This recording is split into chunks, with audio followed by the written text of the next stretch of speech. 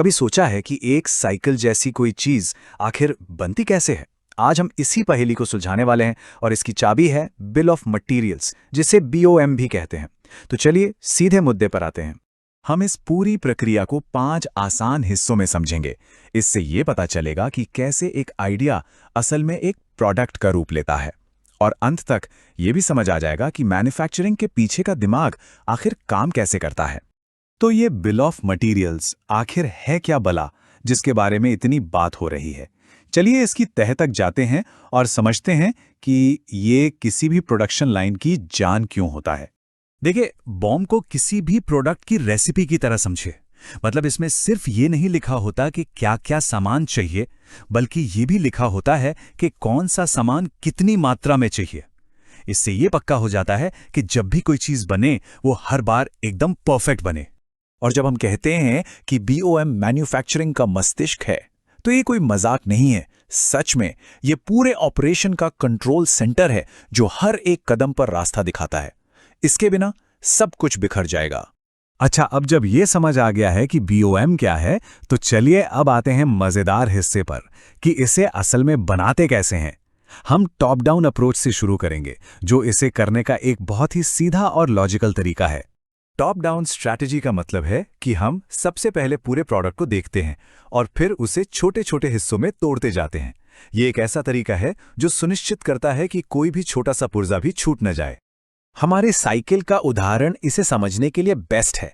देखिए, ये एक मल्टी लेवल बीओएम है। मतलब इसके हिस्सों के भी अपने हिस्से हैं।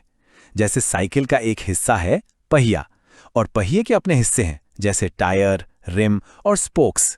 तो ये सारे पुर्जे एक एक करके लिस्ट में जोड़े कैसे जाते हैं, चलिए इस प्रक्रिया को स्टेप बाय स्टेप देखते हैं। देखिए, इस पूरी प्रक्रिया को जानबूझकर बहुत सिंपल रखा गया है। एक के बाद एक स्टेप फॉलो करते जाइए और आपका बीओएम तैयार होता जाएगा। ये एक ऐसा साफ सुथरा वर्कफ्लो है जिसमें गलतियों की गुंजाइश बहुत कम होती है।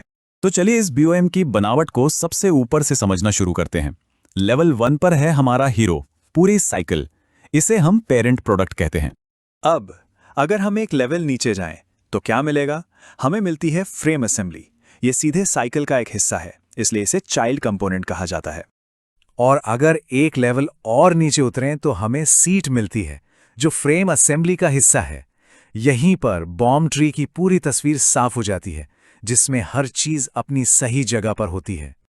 लेकिन कहानी यहीं खत्म नहीं होती। कभी कभी चीजें थोड़ी और पेचीदा हो जाती हैं। एक अच्छा बीओएम सिर्फ ये नहीं बताता कि प्रोडक्ट बनाने में क्या क्या लगा, बल्कि ये भी बताता है कि प्रोसेस के दौरान क्या क्या निकला, जैसे कि बाय प्रोडक्ट्स और स्क्रैप। जरा सोचिए, अगर एक बड़ी कंपनी इस स्क्रैप का हिसाब न रखे तो उसे सालाना लाखों का नुकसान हो सकता है।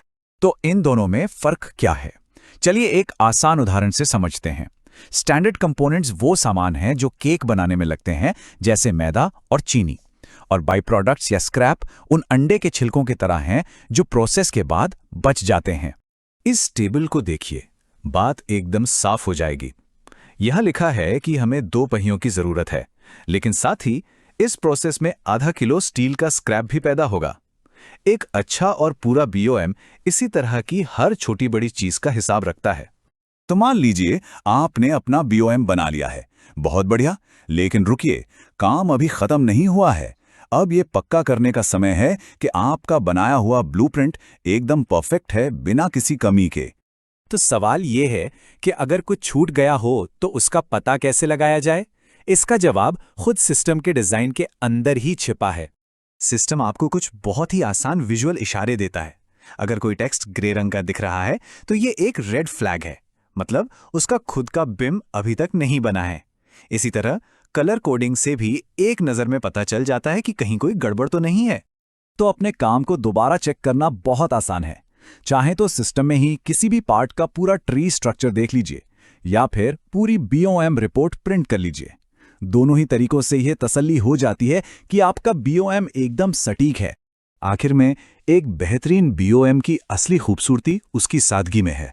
इसे इतना आसान बनाया गया है कि कोई भी, चाहे वो इंजीनियर हो या अकाउंटेंट, इसे आसानी से समझ सके और इस्तेमाल कर सके।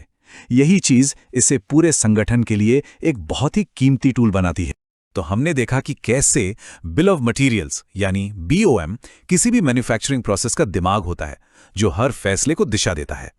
लेकिन यह हमें एक बहुत ही दिलचस्प सवाल पर लाकर छोड़ देता है। अगर BOM दिमाग है तो फिर इस पूरी प्रक्रिया का दिल क्या है?